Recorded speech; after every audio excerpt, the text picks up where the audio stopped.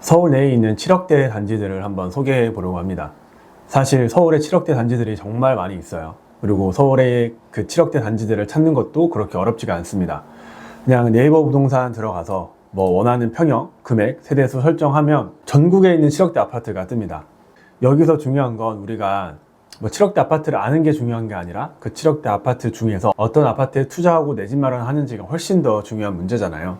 그래서 그걸 한번 알아볼 거고, 서울의 7억대 단지들 제가 매매가, 전세가, 전세가율, 그리고 뭐 방 2개 화장실 하나, 복도식에 방 3개 화장실 하나, 이런 구조들까지 해서 정리를 해놨습니다.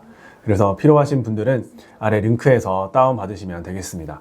제 기준에서 이제 7억대 단지 중 괜찮은 단지 3, 4개를 한번 선정을 해봤는데, 먼저 이제 강남으로 출퇴근을 한다면 첫 번째로 추천할 단지가 관악구에 있는 관악 드림타운입니다. 관악구는 이제 서초구 바로 옆에 붙어 있고 2호선도 지나고 있고, 그래서 물리적으로나 강남으로서의 접근성이 굉장히 좋은 곳입니다. 그럼에도 불구하고 관악구의 특징, 언덕이라는 특징 때문에 그렇게 가격이 많이 치고 올라가지 못하고 항상 저평가되어 있는 그런 이미지가 있는 곳입니다.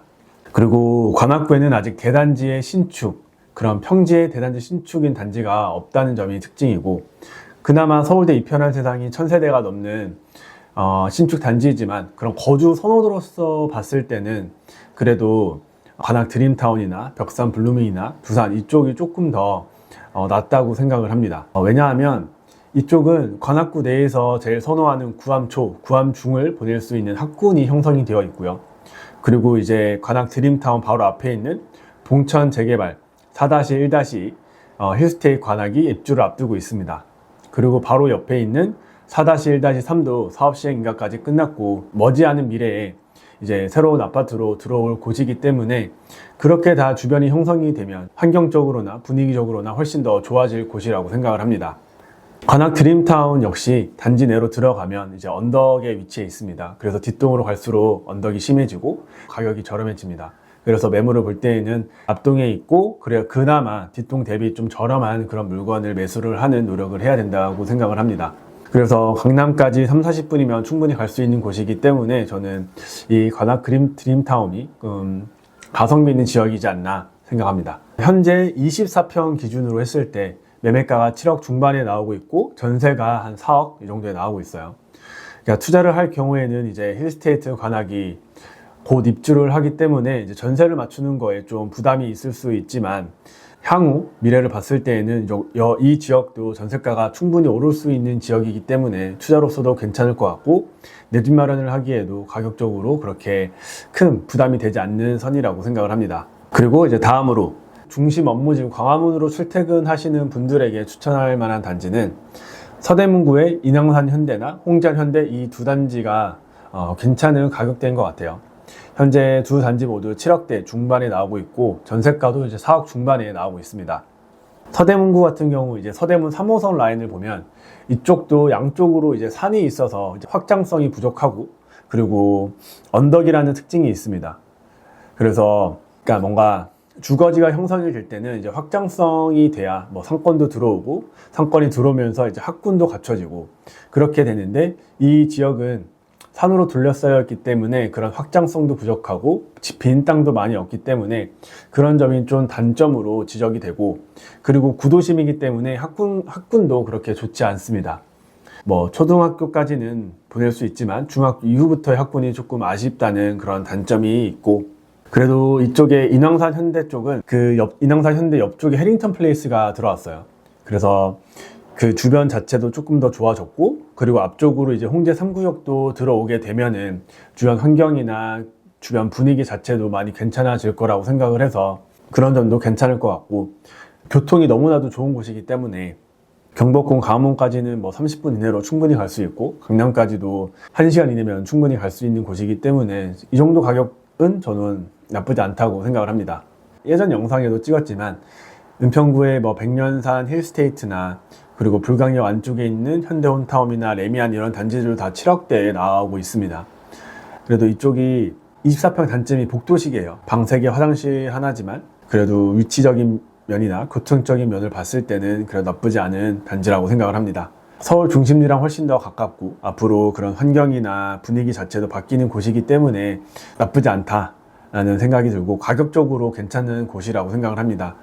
그리고 또 이제 중심 업무직으로 출퇴근하기 괜찮은 지역이 바로 기름 뉴타운인데, 기름 뉴타운의 경우는 이제 중심 업무직으로 출퇴근하는 신혼부부들에게 인기가 정말 많은 곳입니다.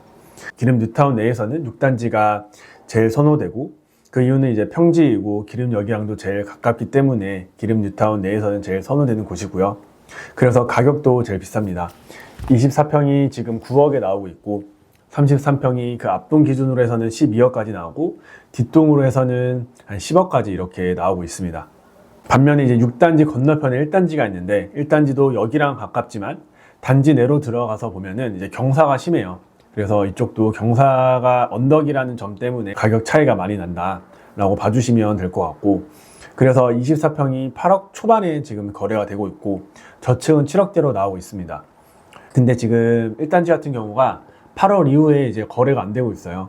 그래서 지금보다 분위기가 조금 더 안 좋아지고 거래가 계속 없게 되면 24평 같은 경우에도 7억대 물건이 나올 수 있지 않을까. 그러면 그 가격대면은 정말 괜찮은 가격대라고 생각을 하고, 그리고 기름 뉴타운 위쪽으로 올라가면 이제 2단지, 4단지가 나옵니다. 현재 6억 후반에서 7억 초중반 이렇게 형성이 되어 있는데, 2단지, 4단지는 언덕이 심하고 기름역까지 걸어가기에는 조금 애매해요. 좀 힘들 것 같습니다. 그래도 4단지가 기름초를 끼고 있고 그나마 역도 더 가까워서 2단지보다는 비싸게 거래가 되고 있기 때문에 2단지, 4단지를 비교해보고 가격이 같다면 당연히 이제 4단지를 선택하는 게 맞습니다. 2단지, 4단지 위쪽으로 이제 넘어가면 이제 두산리브 트레지움 11년식 아파트가 있는데, 거기도 지금 24평이 7억대로 나오고 있고, 월곡역 주변으로도 뭐 월곡 두산리브나 레미안 단지들도 7억 중후반에 나오고 있습니다. 그러니까 제 생각으로는 연식은 그쪽 단지들이 훨씬 더 좋지만 입지적인 면과 그런 분위기, 환경을 고려했을 때는 기름 뉴타운이 더 좋다고 저는 생각이 들어서 뉴타운 내에 있는 7억대 단지들도 괜찮은 가격대라고 생각을 합니다.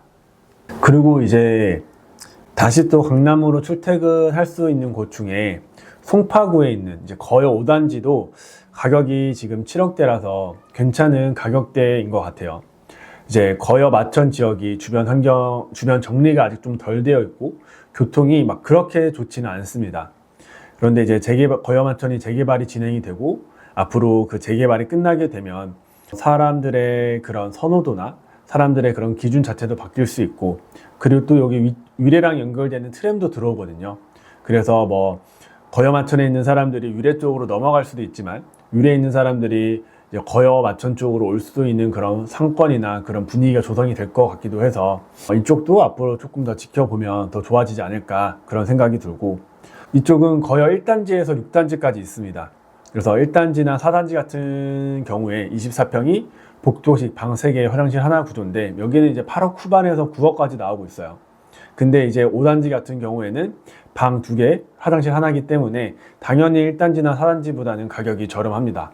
그래도 이제 7억대로 잠실까지는 뭐 30분이면 가고 강남까지는 40분이면 갈 수 있는 곳이기 때문에 이쪽도 그런 교통적인 면에 봤을 때 충분히 괜찮은 곳이라는 생각이 듭니다. 그리고 방 2개 화장실 하나 구조가 좀 안 좋아 보일 수 있지만, 그래도 이제 신혼부부에서 이제 아이 1명까지는 충분히 저는 키울 수 있다고 생각을 하거든요.